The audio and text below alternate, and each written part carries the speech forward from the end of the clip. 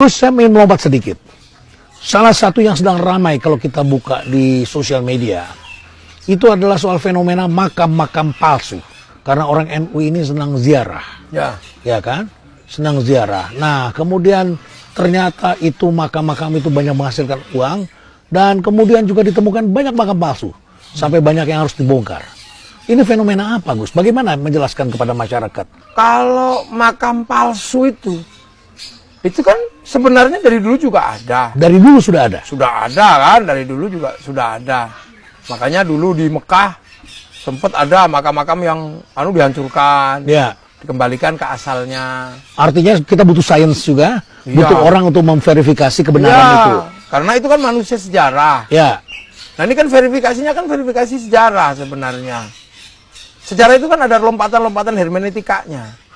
Ada real life-nya kayak apa. Kalau real life-nya ada, pasti ada narasinya dong. Kalau narasinya ada, pasti historiografinya ada, baru ada ideologi, ada menjadi manusia sejarah. Nah, sekarang orang ini kan semuanya berbicara tentang data. Ya. Jadi tidak semata-mata itu faktor ekonomi. Gitu lah. Karena memang sekarang orang sudah diverifikasi. Apalagi sekarang tiba-tiba kenapa makam itu makamnya orang Indonesia, tapi kok setiap makam yang berubah itu menjadi makamnya orang Arab, kan di orang Yaman. Ini kan terus tiba-tiba orang bertanya, orang Yaman itu di Indonesia itu yang dari punya klannya masing-masing, punya catatan keluarga dari mana. Ya. Artinya kalau ketika dia lahir bawa catatan, Pak mati itu pasti ada sejarahnya, ada catatannya. Dimakamkan di mana? Di mana pasti lahir kemana-mana bawa catatan. Seperti barang keluar dari mall, barang dari keluar pasti ada barcode-nya. Mau sekecil apapun bentuknya, karena memang barang keluar dari mall itu ada barcode-nya. Ketika keluar pasti ada barcode-nya. Makanya kalau keluar kok tidak ada barcode-nya, mau dibilang pasti bukan dari mall. Bukan original. Bukan original. Buatan orang. Buatan orang. Nah kan salahnya di situ. Habib itu lahir aja sudah dicatat. Tukang catatnya namanya Robito. Semenjak dia datang ke sini pasti ada catatannya. Begitu dia mati pasti ada catatannya. Loh kok tiba-tiba ada banyak makam berubah menjadi makam Habib, padahal Habib itu pasti ada catatannya. Kok tiba-tiba ada makam nggak ada catatannya? Pasti bukan Habib dong. Bisa makam orang Indonesia yang lain diganti itu namanya Habib. Mungkin membayangkan bahwa yang paling mulia itu adalah Habib. Karena mereka kan kampanyenya lebih mulia daripada 70 ulama, mereka lebih mulia. Jadi di balik itu semua sebenarnya ada kesalahan yang fatal. Ya. Jadi menisbatkan kepada Habib, sementara Habib ini adalah semenjak lahir ada catatannya.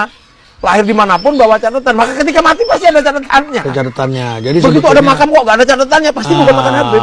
Maka itu harus ada satu mekanisme, jangan sampai masyarakat juga tertipu, karena disitulah masyarakat yang berdoa ternyata bukan di situ tempatnya. Ya, antara lain itu. Ya, salah satunya. Nah, tiba-tiba baru kemudian ternyata setelah ditelusuri ada problem ekonomi, ada problem apa itu kan? Fakta lanjutan gitu kan. Ya, ada problem yang agak sedikit tendensius, aspek-aspek semacam ideologi.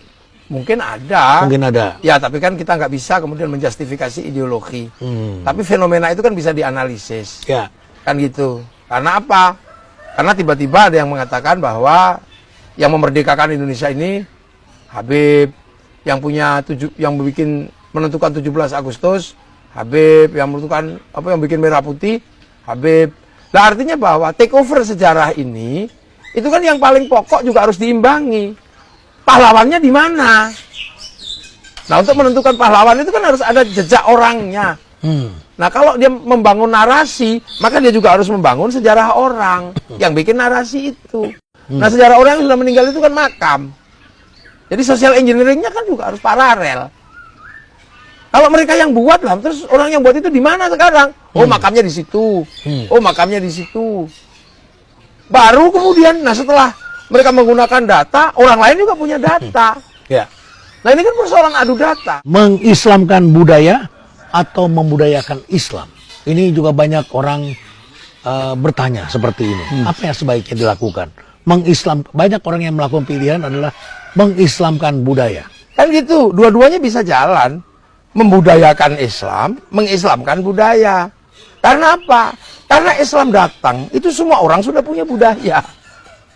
Jadi dunia ini kan berperadaban Islam belum datang kan sudah berperadaban. Sudah berperadaban. Iya Jawa kan? juga sudah punya Sudah berperadaban. Sumatera sudah punya Iya. peradaban. Ya. Makanya ada peradaban yang cocok. Ya. Nah, peradaban yang cocok itu namanya inkulturasi, asimilasi. Ya, Yang nggak akulturasi cocok kebudayaan. namanya sinkretik. Itu yang nggak cocok. Ya. Jadi ketika Islam itu datang, pasti ketemu dengan budaya yang sudah ada. Ketemu wayang. Ketemu wayang. Ya kan gitu. Oh, wayang ini sastra tutur. Isinya bisa disampaikan Ya. tentang kebaikan, tentang apa. Nggak bertentangan isinya.